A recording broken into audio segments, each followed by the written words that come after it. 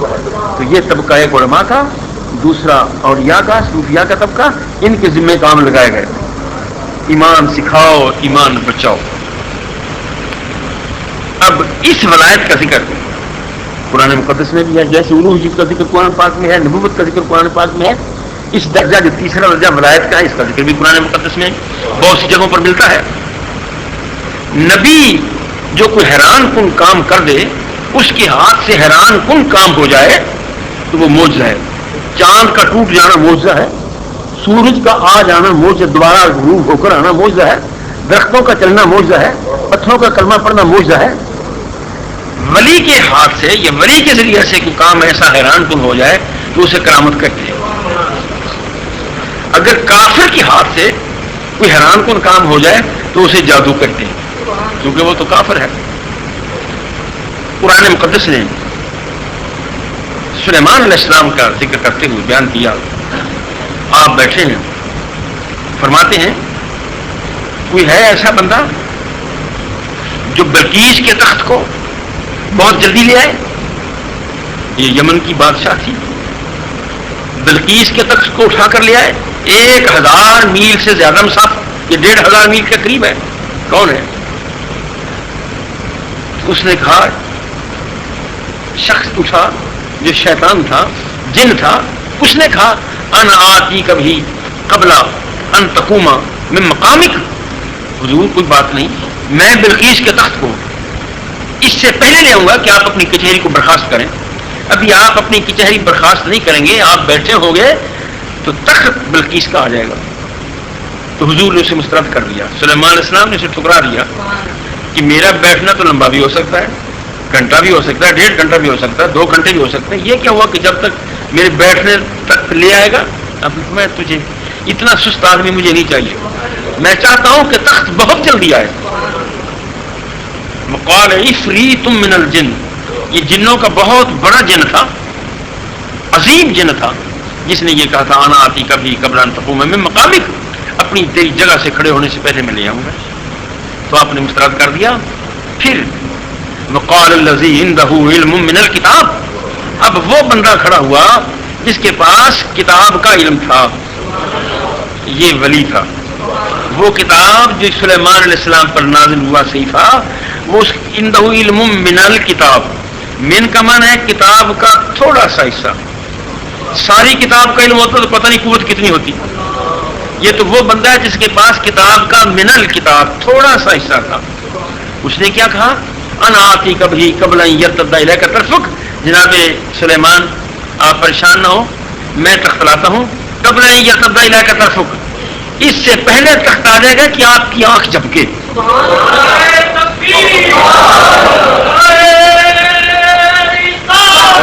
آنکھ چپکنے میں تخت آ جائے گا، آنکھ چپکنے میں تخت آ جائے گا۔ اب یہاں ایک سوال ہے جو میرے ذہن میں آتا ہے، آنکھ چپکنا یہ کوئی بندہ پریکٹس بھی کر سکتا ہے؟ میں آپ کو 5 منٹ دیکھتا رہوں نہ چپکوں؟ اور مسمریزم ایک علم ہوتا ہے جسے لوگ جانتے ہیں، وہ ہاتھ پر ایک نقطہ لگا دیتے ہیں، دیکھتے رہتے ہیں، آنکھ چپکتے نہیں، مشق کرتے رہے 4 مہینے 6 مہینے سال 2 سال، اس کی جو شعائیں آنکھ کی شعائیں ہیں، وہ شعائیں نور کی شعائیں اس داغ پر پڑتی رہتی ہیں حتیٰ کہ وہ ختم ہو جاتا ہے۔ اگر کوئی شخص پریکٹس والا ہو، 10 منٹ آنکھ نہ چپکے تو پھر تخت تو 10 منٹ نہیں آئے گا، گھنٹہ نہ چپکے تو تخت گھنٹہ نہیں آئے گا۔ ہوا کیا؟ تو اس کا میں نے جو خلاصہ نکالا ہے وہ یہ ہے کہ جب تک دائرہ آنکھ چپکنے کا معنی یہ ہے کہ اتنی جلدی لاؤں گا کہ آپ کی آنکھ کا اوپر کا چھپر نچلے چھپر کی ملاقات کے لیے سفر کرے، آنکھ کا اوپرلا حصہ وہ نچلے حصے کو ملنے کے لیے سفر شروع کرے، ابھی تک اوپر کا چھپر نیچے آئے گا نہیں، تخت آ جائے گا۔ اب دیکھ رہے کتنی دیر لگتی ہے اوپر کی اور اس کی کتنی دیر لگتی ہے، لمحے کا بھی کروڑواں حصہ ہی ہوگا، ارباں خرباں حصہ ہوگا۔ چنانچہ ایسا ہی ہوا، وہ جن جو ولی تھا، جن تو مار کھا گیا، ولی تھا جسے سلیمان علیہ السلام کی کتاب کا تھوڑا سا علم تھا، اس نے تخت پیش کر دیا۔ یہاں ایک اور سوال ذہن میں آتا ہے، سلیمان علیہ السلام نبی ہیں، نبی ہیں اور نبی بھی بڑے ٹھاٹھ دار نبی ہیں، جن کا تخت صبح و شام ہوا پہ سفر کرتا ہے اور 6000 جن ان کے تخت پر نوکر ہیں، جہاں چاہتے ہیں تخت ہوا لے جاتی ہے. کہ چھوٹا سا نبی نہیں، ہزاروں لاکھوں جن نوکر ہیں، وہ نبی ہیں. انہیں یہ ضرورت کیا پڑی کہ کوئی ہے مجھے بلقیس کا تخت لا کر دے؟ سوچیں ذرا. نبی کہتا ہے غیر نبی کو، نبی کہتا ہے غیر نبی کو کون ہے جو بلقیس کا جلدی تخت لائے؟ اگر اس وقت سلیمان علیہ السلام حکم دیتے کہ تخت آ جا تو کیا تخت نہ آتا؟ یقیناً آتا، 100% آتا، اور اس میں نہ آنے کا سوال ہی پیدا نہیں ہوتا تھا. مگر سلیمان علیہ السلام نے خود تخت کو حکم نہیں دیا کہ آ جا. کیوں ایسا؟ اس لیے کہ اگر ان کے حکم سے تخت آ جاتا تو بات تو یہ رہتی ہے نا جی نبی تھے جی، سبحان اللہ. نبی کا بڑا مقام ہے جی، نبی کا بڑا مقام ہے کہ 1000-1500 میل سے بلقیس کے تخت کو ایک ذرا سے اشارے میں سلیمان علیہ السلام نے منگا لیا تھا. تو یہ تو نبی کی بات ہوتی اور کسی کو انکار نہ ہوتا. ضرورت تھی کہ لوگ ولی کے حقیقت کا بھی اقرار کریں، ضرورت تھی کہ لوگ ولی کی قوت کا بھی اقرار کریں کہ نبی کو تو مانتے ہو، ولی کو بھی مانو. اللہ نے ولی کو بھی اتنی قوتیں عطا کر رکھی ہیں کہ آنکھ کے چپنے سے پہلے بلقیس کا تخت پیش کر دیا گیا. اسے ایک کرامت کہتے ہیں. یا جیسے اولیاء کا ذکر کی کرامتوں کا ذکر دوسری جگہ قرآن مقدس میں ہے. جناب مریم رضی اللہ تعالی عنہ عیسیٰ علیہ السلام کو اٹھا کر لائی ہیں. قوم نے اعتراض کیا کہ ماں کان ابو کی مرا سو ماں کان تموں کے بغیا، مریم تیرا باپ اچھا تھا، تیری ماں اچھی تھی، وہ تو برے نہیں تھے، یہ کیا ہوا؟ بچہ کہاں سے آیا؟ نکاح تیرا نہیں، عقد تیرا نہیں، شادی تیری نہیں، بچہ کہاں سے لے آئی؟ فاشارت الیہ، قرآن مقدس فرماتا ہے فاشارت الیہ. آپ نے ان کا جواب نہیں دیا، فرمایا مجھ سے اشارہ کیا کہ اس بچے سے پوچھو. فاشارت الیہ، اس سے پوچھو. قالوا کیف نکلم من کان فی المہد صبیا، کوئی عقل کی بات کر مریم، ہم اس بچے سے کیسے بات کریں جو پنگوڑے میں ہے؟ اعتراض تجھ پر ہے، اعتراض تیری ذات پر ہے کہ بچہ کیسے آیا، اور اشارہ تو کر رہی ہے اس بچے کو، اس سے پوچھو، وہ تو پنگوڑے میں ہے، مہد میں ہے، وہ کیسے بات کرے گا؟ جب یہ اعتراض ہوا تو جناب عیسیٰ علیہ السلام فرماتے ہیں قال انی عبد اللہ آتانی الکتاب وجعلنی نبیا، فرمایا میں اللہ کا بندہ ہوں، میں اللہ کا بندہ ہوں، اللہ نے مجھے کتاب بھی دی ہے، وجعلنی نبیا، اور اس نے مجھے نبی بھی بنایا ہے. پیدا ہوتے نبوت کا اعلان فرما رہے ہیں کہ میں پیدا ہوتے نبی ہوں، مجھے اللہ نے نبی بنایا ہے. اب اس میں کرامت کا ذکر کیسے ہوا کہ مریم رضی اللہ تعالیٰ عنہ فرماتی ہیں کہ اس سے پوچھو، بچے سے پوچھو. معلوم ہوتا ہے کہ حضور سیدہ مریم کو علم تھا کہ وہ بات کرے گا، وہ میرا بیٹا جواب دے گا.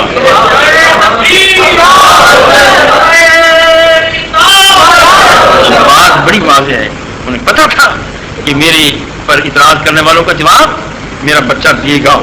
اگر یہ پتا ہوتا کہ اس نے جواب دینا ہی نہیں تو پریشان کیوں ہوتی؟ وہ سمجھتی کہ ذلیل ہو جاؤں گی میں، وہ جواب نہیں دے گا اور میں رسوا ہو جاؤں گی. انہیں پتا تھا کہ بچہ بولے گا، تار تار تقریر کرے گا اور اپنے نبوت کا اعلان کرے گا اور میری صداقت ظاہر ہو جائے گی. تو اسے کہتے ہیں ولایت. یہ طبقہ اولیاء کا طبقہ، جلیل القدر طبقہ نبوت کے بعد دوسرا مقام اس طبقے کا ہے، اس گروہ کا ہے جس کا انکار کوئی بھی نہیں کرتا. عام باتیں ہوتی رہیں مگر ہاں جی ہوتے ہیں ایسے اللہ کے بندے ہوتے ہیں. میرا اور آپ کا عقیدہ ذرا آگے مضبوط ہو جاتا ہے، فرق یہ ہے. اب یہ تو ایک حقیقت ہے، اسلام کی خدمت میں ولیوں کا طبقہ پیش رہا ہے، پیش رہا ہے.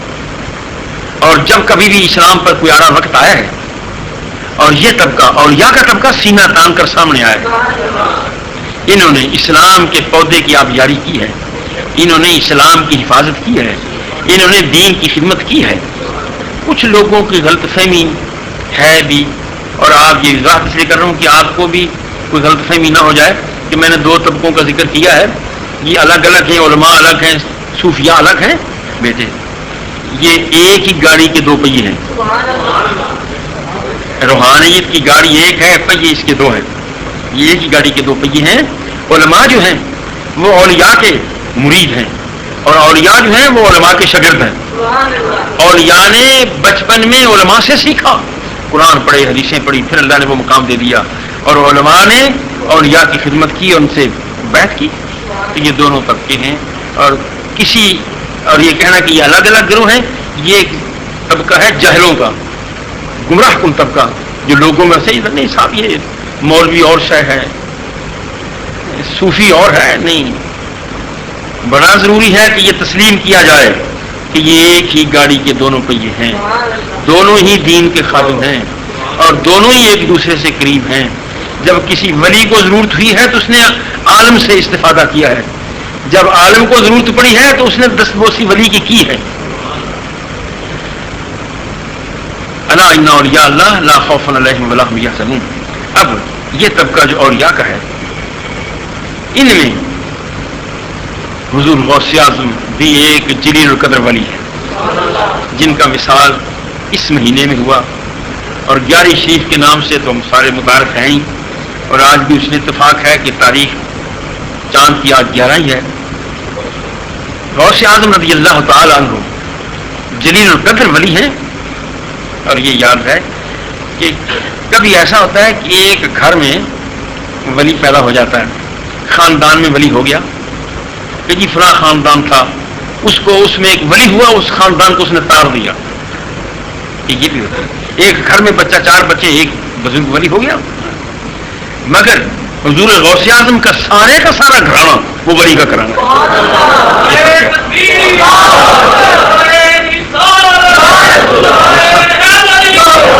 وہ سارے کا سارا اولیاء کا گھرانہ ہے.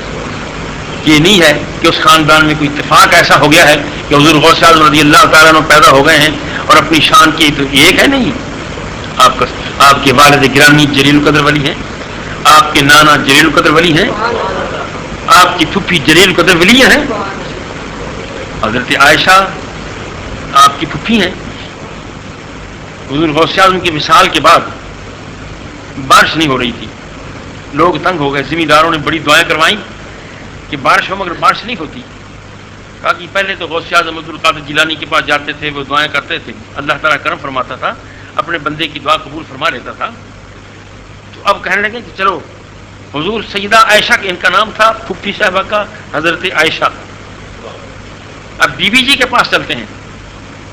بغداد شریف کا ایک گروہ آپ کی پھپھی حضرت عائشہ کے پاس آیا اور کہا بی بی جی دعا کریں, بارش نہیں ہو رہی, پریشانی بہت زیادہ ہے. تو آپ نے ہاتھ نہیں اٹھائے. بی بی جی نے یہ نہیں فرمایا اچھا دعا مانگو بھائی, جیسے ہم کہتے ہیں اچھا یار دعا کر لیں. آپ نے ہاتھ نہیں اٹھایا, دعا نہیں کی. لما سمعت کلامہم, جب بی بی جی نے لوگوں کی بات سنی کہ یہ مجھ سے دعا کے لیے کہہ رہے ہیں, بارش کی التجا کر رہے ہیں, فقامت الی رحبت بیتہا, تو بی بی جی اٹھیں اور اپنے گھر کے ایک کونے میں چلی گئیں. لوگوں کو وہیں چھوڑا, نہ انہیں ہاں کی نہ کی, نہ جواب دیا, نہ ہاتھ اٹھایا, نہ دعا کی, اپنے گھر کے کونے میں اندر چلی گئیں. فاخذت الکنصۃ, وہاں ایک جھاڑو پڑا تھا, بی بی جی نے وہ جھاڑو اٹھایا. ثم جاءت الی الرجال, پھر وہ بندوں کی طرف آئیں, واپس آئیں. یہ جو گروپ آیا تھا دعا کروانے کے لیے, پھر بی بی جی اس گروپ کے پاس آئیں. وکانست الارض, ان کے سامنے زمین پر جھاڑو دینا شروع کر دیا. کہاں بعد دعا کی, بارش کی, اور کہاں یہ کہ اندر گئی ہیں, جھاڑو لائی ہیں, جھاڑو دینا شروع کیا. جب جھاڑو دے کر سین کو مکمل کر لیا, جھاڑو پورا ہو گیا. ثم رفعت وجہہا الی السماء, پھر بی بی جی نے اپنا چہرہ آسمان کی طرف اٹھایا, آسمان کی طرف اٹھایا. فقالت, اور عرض کی یا رب, اللہ سے عرض کرتی اب یا رب انی کنست الارض فرش انت, میرے اللہ اب جھاڑو تو میں نے دے دیا ہے, چھڑکاؤ تو تو کر دے, جھاڑو میں چھڑکاؤ تو کر دے. لوگوں نے دیکھا, بغداد کے لوگوں نے دیکھا کہ جب یہ بات کی انی کنست الارض, میں نے زمین کا جھاڑو دیا ہے، فرش سے انتا، اب اے اللہ چھڑکاؤ تو کر دے موسلادھار بارش ہے، موسلادھار بارش ہے۔ تو ان کا سارا خاندان اللہ کا فضل ہے، اور غوث اعظم رضی اللہ تعالیٰ عنہ پیدائشی ولی ہیں۔ آپ سے ایک سوال کیا گیا، سئل عنہ یا عبد القادر متى علمت انک ولی اللہ، عبد القادر تو بتا، شیخ آپ بتائیں، متى علمت انک ولی اللہ، آپ بتائیں کہ آپ کو کب پتہ چلا کہ آپ ولی ہیں، آپ کو اپنی ولایت کا کب پتہ چلا کہ آپ ولی ہیں؟ تو آپ فرماتے ہیں کنت بعشر سنین، مجھے تو اس وقت بھی یقین ہو گیا تھا جب میں 10 سال کا تھا۔ لوگوں نے پوچھا جی آپ کو 10 سال کی عمر میں کیسے پتہ چلا کہ آپ ولی ہیں؟ تو آپ فرماتے ہیں جب میں سکول جاتا تھا، مدرسے جاتا تھا، تو میرے پیچھے کچھ چلتے تھے لوگ اور کچھ لوگ آگے چلتے تھے، اور جب میں کلاس میں جا کر بیٹھتا تو آواز آتی تھی ایھا الناس تفسحوا جا ولی اللہ، بچوں جگہ دے دو، راستہ خالی کر دو، اللہ کا ولی آ گیا ہے۔ تو اس بات سے میں اس وقت میں نے جانا بچپن میں کہ جب میرے لیے فرشتے یا خادم یا جن یا ابدال یا کوئی جو میرے لیے راستہ بناتے تھے، تو میں نے سمجھ لیا کہ اللہ کا فضل ہے کہ میں ولی ہوں۔ حضور غوث اعظم رضی اللہ تعالیٰ عنہ علم کے لحاظ سے یہ جو تصور ہے یعنی کوئی ضروری نہیں مولوی عالم اور ہے ولایت اور ہے، نہیں، علم پہلی شے ہے، ولایت کی سیڑھی پر قدم رکھنے کے لیے علم پہلا درجہ ہے۔ آپ فرماتے آپ نے فرمایا مجھے حضور کی زیارت نصیب ہوئی، اور حضور نے مجھے فرمایا کہ عبد القادر بیٹے تم تقریر کیا کرو۔ میں نے عرض کی یا رسول اللہ، اللہ کے محبوب میری زبان نہیں چلتی، زبان نہیں چلتی تقریر کے لیے۔ تو آپ نے فرمایا افتح فاکا، اپنا منہ کھول۔ فرماتے ہیں میں نے منہ کھولا تو حضور نے اپنا لعاب 7 مرتبہ میرے منہ میں ڈالا۔ اب اس کا اثر یہ ہوا 7 مرتبہ لعاب ڈالا۔ فرماتے ہیں کہ اس کے بعد دوسرے دن یا اسی دن یا چوتھے دن مجھے حیدر کرار علی مرتضیٰ کی زیارت نصیب ہوئی، اور انہوں نے پوچھا کہ تقریر کیوں نہیں کرتا؟ میں نے کہا جی یہ رکاوٹ ہے۔ تو آپ نے فرمایا اپنا منہ کھول۔ میں نے منہ کھولا، انہوں نے 6 مرتبہ لعاب ڈالا۔ تو غوث اعظم فرماتے ہیں میں نے پوچھا کہ بابا جی حضور نے تو مجھے 7 مرتبہ دیا تھا اور آپ 6 مرتبہ میرے منہ میں لعاب ڈالا، یہ کیوں ہے؟ تو فرمایا کہ بیٹے وہ نبی تھے، میں ولی ہوں، وہ نبی ہیں، ان کا مقام وہ ہے۔ اب اس کا اثر یہ ہوا ہے علم کے لحاظ سے، آپ خود فرماتے ہیں درست العلم حتی صرت کتبا، میں علم پڑھا کر، دین پڑھا کر، یہ جو تصور ہے کہ دین سے دوری، ایک ملنگ پن آ گیا ہے، نماز روزے کا احساس نہیں، خدا کے فرائض کا احساس نہیں، احکامات الہیہ کا احساس نہیں، اور دعویٰ ولایت کا بزرگی کا، یہ جہالت ہے۔ اسلام کو ایسے گروہ سے کوئی تعلق نہیں، کوئی ربط نہیں۔ صحابہ کرام جس طرح نماز دل کی ہوتی ہے، نماز پڑھ لی بس۔ ویسے مولوی لوگوں نے کہا ہوا ہے کہ نماز پنجگانا پڑھو، بھائی نماز تو دل کی ہوتی ہے۔ جی ہمارے پیر صاحب کہتے ہیں نماز دل کی ہوتی ہے، پیر صاحب جھوٹ بولتے ہیں، پیر صاحب خدا کے باغی ہیں۔ رسول پاک علیہ الصلوۃ والتسلیم نے نماز نہیں چھوڑی، رسول صحابہ نے نہیں چھوڑی، خلفائے راشدین نے نہیں چھوڑی، تابعین تبع تابعین نے نہیں چھوڑی، اولیاء نے نہیں چھوڑی۔ یہ کہاں کے آ گئے جو کہتے ہیں صاحب دل کی نماز ہوتی؟ دل کی نماز کبھی کسی صحابی نے نہیں پڑھی، یہ نماز پڑھی ہے، اور وہ پھر اس کے اندر اللہ کا قرب ہے، وہ الگ بات ہے، مگر ظاہری نماز ادا کی ہے۔ یہ نہیں کہ نماز پڑھی نہ جائے اور دل میں نماز کا خیال آ گیا۔ کبھی کوئی یہ نہیں کہتا چھوڑو جی کھانا کیا کھانا ہے، میں نے بس دل کا کھا لیا، چھوڑو جی کیا چائے پینی ہے، میں نے دل کی چائے پی لی ہے۔ او مرید چھوڑ بھائی، کیا چائے کے مصیبت کرتا، چھوڑ دے، دل کی چائے پی لی، میں تو پی لیتا ہوں دل کی چائے، صبح شام پی لیا کرتا، وہاں 5 وقت کا کھانا ہے، چائے 5 وقت کی ہے، مگر نماز وہ دل کی ہے، کھانا دل کا کیوں نہیں ہے؟ وہ بھی تو ہونا چاہیے۔ یہ بات کہہ رہا ہوں کہ یہ ساری اسلام ایک بڑی سیدھی راہ ہے، صراط مستقیم ہے، اور وہ دین کا نام نماز، روزہ، حج، زکوٰۃ، احکام، فرائض یہ ہوں گے تو اگلا مرحلہ ولایت کا، درویشی کا نصیب ہوگا۔ اگر یہ نہیں ہے، خلاف پیمبر کثیرہ غزیب کہ ہرگز بمنزل نخواہد رسید، کوئی شخص رسول اللہ کی راہ سے ہٹ کر خدا تک پہنچ ہی نہیں سکتا. سوال ہی نہیں پیدا ہوتا کہ وہ خدا تک پہنچ جائے. اس نے تو راستہ ہی مصطفیٰ کا چھوڑ دیا ہے. تو حضور کا راستہ نماز کی پابندی ہے, روزے کی پابندی ہے, اخلاص ہے, دیانت ہے, شرافت ہے, اور نظریات ہے, ایک دوسرے کا بھلا ہے, ایک دوسرے سے محبت ہے. یہ باتیں ہیں. حضور غوث اعظم رضی اللہ تعالیٰ نے مسجد میں, چھوٹی مسجد میں درس شروع کیا. اب آہستہ آہستہ یہ ہوا کہ وہ مسجد بھر گئی. ایک اور بڑی جامع مسجد میں چلے گئے. سامعین کا, چونکہ وہ اثر تھا, لعاب مبارک کا اثر تھا, اور علوم کے منبع اٹھ رہا فضل تھا. اب وہ فرماتے ہیں کہ بڑی مسجد تھی بغداد شریف کی, وہ بھی بھر گئی, اور اس میں بھی بندے پورے نہیں آتے. پھر آپ نے باہر عیدگاہ میں ڈیرا لگا لیا. ایک وقت میں ایک وقت میں غوث اعظم کے واز میں 75,000 بندہ شامل ہوا کرتا تھا واز کا, اور دین کی باتیں تھی. درس تو لی محتا سے میں نے دین پڑھ کر, دین پڑھا کر, درس دے کر علم سیکھا, علم سکھایا, اور پھر اللہ نے مجھے اس بدلے میں قطبیت کے درجے پر پہنچایا ہے. کیونکہ مجمع تو سارے مساجد کے لوگوں کا ٹوٹ گیا, اور سارے حضور غوث اعظم شامل ہونے لگے. کچھ علماء کو احساس ہو گیا کہ یار یہ بڑا عجیب قصہ ہے, ہماری مسجدیں تو خالی ہیں.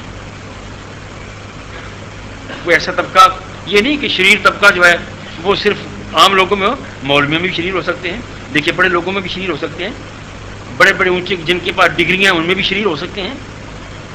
ایک طبقے نے 100 سوال طے کیا, 100 حدیث کہ یہ تو نے پڑھنی ہے, یہ تو نے پڑھنی ہے, اس پر یہ سوال ہے, اس پر یہ سوال, اس پر یہ سوال ہے, اور چلتے ہیں عبد القادر کے ڈیرے میں. اسے جا کر پوچھتے ہیں, آج اسے جواب لاجواب کر دیں گے, لوگوں کو پتہ چل جائے گا کہ علم تو ہمارے پاس ہے. غلط کیا انہوں نے.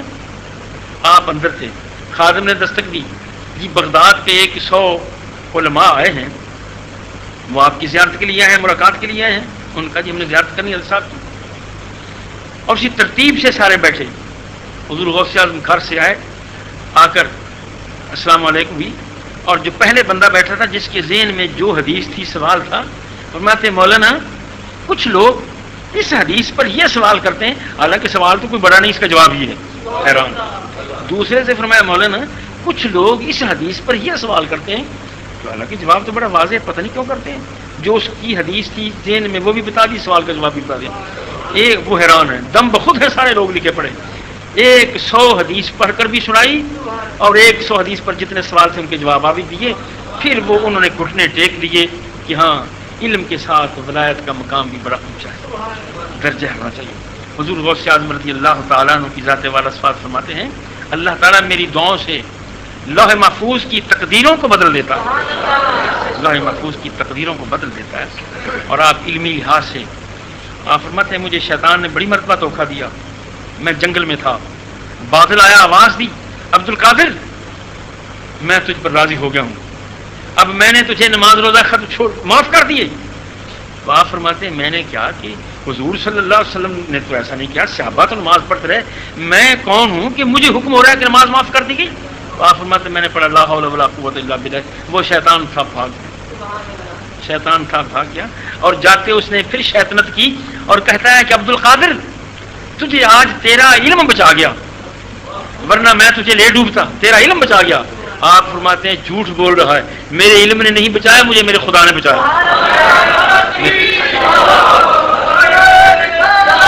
علم سے بھی دھوکہ لگ جاتا ہے, علم سے بھی غلطیاں ہو جاتی ہیں, بندہ علم سے بھی بہک جاتا ہے. یہ ساری صورتیں اللہ کا ایک کرم شامل ہو, فضل ہو تو آدمی بچتا ہے. تو آج وہ عنوان جو حضور کی ولادت باصادقہ تھا وہ پچھلے جمعے تک ذہن میں رکھیں. آج میں نے بتانا تھا 5-6 سال کا سرکار نے کیا اہم واقعات کیے, مگر آج کی مناسبت سے یہ ذہن میں آیا. غوث اعظم رضی اللہ تعالیٰ عنہ کے بارے میں نذرانہ عقیدت پیش ہو گیا. اب ایک اور بات آپ سے کرنا ہے. میں ہمیشہ آپ سے دعائیں کروایا کرتا ہوں, آپ کے لیے کرتا ہوں, آپ جب کہتے ہیں میں کرتا ہوں, اور میں بھی آپ سے دعا کروایا کرتا ہوں. اگر آج آپ مجھ پر مہربانی کر دیں تو اس جمعے میرے لیے دعا کر دیں تو میں آپ کے لیے دعا کروں گا. خطبہ کے دوران نشانہ تو ہے میرا مدینہ منورہ,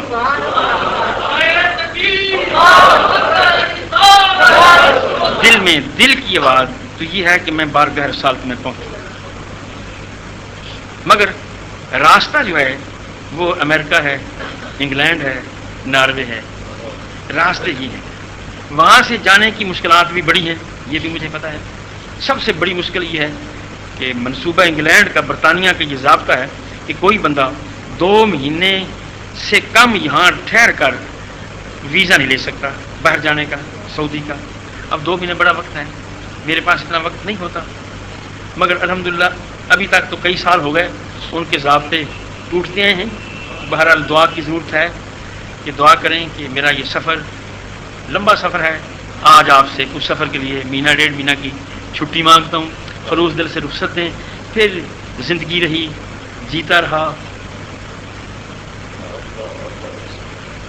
اور مدینہ منورہ حاضری ہو گئی۔ راستے قدرت نے آسان کر دیے، کوشش ہی ہوتی ہے۔ اگر اللہ نے میرے لیے راہیں آسان کر دی تو میں مدینہ منورہ حاضر ہو گیا، تو آپ کو یقین دلاتا ہوں کہ آپ سلام میں میرے ساتھ ہوں۔ اور یہ راستہ ذرا مشکل سا بھی ہے، جو راستہ میں نے آپ کو بتایا ہے۔ آج کل داڑھی والوں کے لیے تو امریکہ کے سلسلہ میں سخت پریشانی ہے، اور میں بھی ایک داڑھی والا مسلمان ہوں۔ وہاں دیکھیں گے جا کر، تو حالات نے اجازت دی، ٹھیک ہوا تو لوگ وہاں اصرار کر رہے ہیں۔ 2 ہفتے کا انصارے کا 3 ملکوں نے 2 ہفتے مجھ سے مانگے ہیں۔ انگلینڈ نے بھی 2 ہفتے، ناروے نے بھی، امریکہ نے بھی۔ اگر حالات ٹھیک ہوئے اور ویزے ملتے گئے، راستہ کھلتا گیا، تو مدینہ شریف حاضری ہوگی اور آپ کے لیے دعا ہوگی۔ خدا ذوالجلال آپ کو اپنی رحمتوں سے نوازتا رہے اور مسجد کی رونق زیادہ سے زیادہ ہو، آپ کی حاضری قبول ہو۔ اگر زندہ رہا تو اللہ تعالی ہم سب کو نیکی کی توفیق دے، خاتمہ ایمان پر کرے۔ وصلی اللہ علیہ حبیبہ۔